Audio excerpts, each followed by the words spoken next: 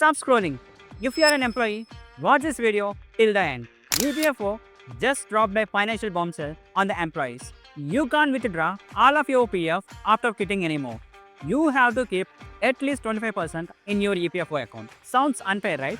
On October 13, EPFO released some new rules where we have some bad news as well as good news for the employees. Stay with me. This is not just about the rules, it's about how your own money can betray you because of these rules. Hey, I am CA Kalyan and you're watching FinTalks by Kalyan, where I don't talk about just money, we decode it with tech and data. Without waiting, let's get started. What are we talking about? EPF. What is this? EPF means Employee Provident Fund. It's not just a scheme, it's India's one of the most popular time-tested retirement engine for salaried professionals. Every month, you and your employer feed this engine, building a safety net, a future financial fortress for you and your family. Now, I'm going to the rules. Before that, I will tell you the new rules, and on the screen you can see what old rule is saying, so that you can compare what is better for you as well. Let's get into the rules which are impacting negatively. Number 1. No more immediate withdrawal. Previously, we used to withdraw full EPF and EPS corpus after 2 months of unemployment. That's over now. The new rule demands you wait up to 12 months in case of EPF and 36 months in case of EPS. Now, I'm saying that you can't withdraw full amount. In the later video, you will find a rule which might impress you. So stay tuned till the end. Number 2. 25% mandatory lock-in. This is the most shocking change.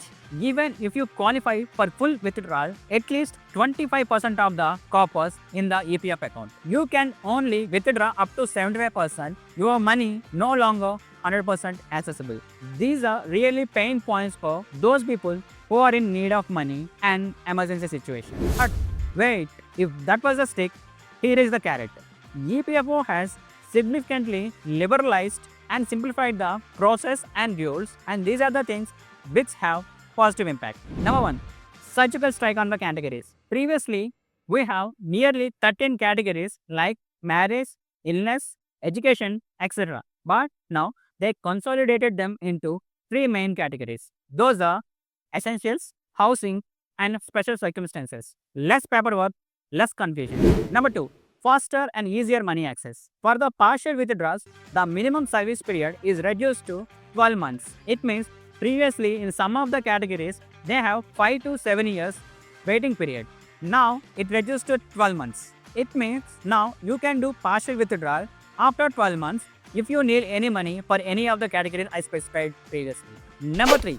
Now they have increased education withdrawals up to 10 times and marriage withdrawals up to 5 times versus previously it is 3 times combined. Number 4. Access to employees' contribution. Previously, when you do partial withdrawal, you don't have access to employees' contribution. Now, you can withdraw up to 75% including employees' contribution. Number 5. Under special circumstances category, you no longer need to provide any specific reason to withdraw your money. This means you need only self-declaration to withdraw your money, which is a big change and it is making money easily accessible. Number 6. Automations. Now, going forward, EPF is going to settle all your withdrawals digitally. It means everything will be automated. After hearing these new rules, I have some things to tell you. When the money becomes easier to access and the friction of documentation is removed, our human brain will trick us. It thinks this is available for spending, not for the retirement. And that is very dangerous. EPF was designed to be your retirement raft, not the emergency piggy bank. So EPFO has given more freedom, but it is a litmus test on your financial discipline. The question is, will you able to pass this test? I know what are you thinking. It's my money and I have every damn right to withdraw it. And it's absolutely true. But you are about to lose more than you gain. Let's use some data to see the cost of earlier withdrawal. Let's think you are going to withdraw 5 lakh rupees and you have 20 years to retire. And the current EPFO interest rate is 8.25% per annum. In this case, if you withdraw right now, you are going to lose almost 19.4 lakhs. The future value of this 5 lakh is going to be 24.4 lakh. Because of that, you need to be careful when you withdraw your EPF.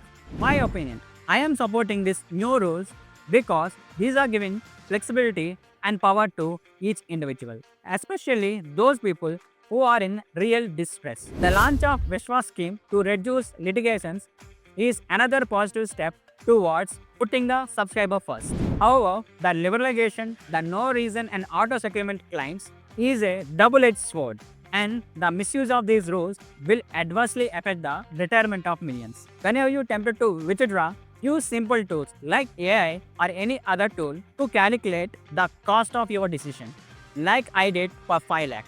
Don't let your short-term need destroy your long-term security. So tell me in the comments, I genuinely want to know, do you think EPFO did the right thing by giving us the new flexibility? Or is this just a financial trap that will make all of us poor at 60? Would you withdraw if given the chance today? If you find this breakdown is useful, hit the like button, share this video to all the colleagues you know, and don't forget to subscribe to my channel. And I am Kalyan, and this is Pin Talk for today. Stay sharp, stay data driven, and stay healthy.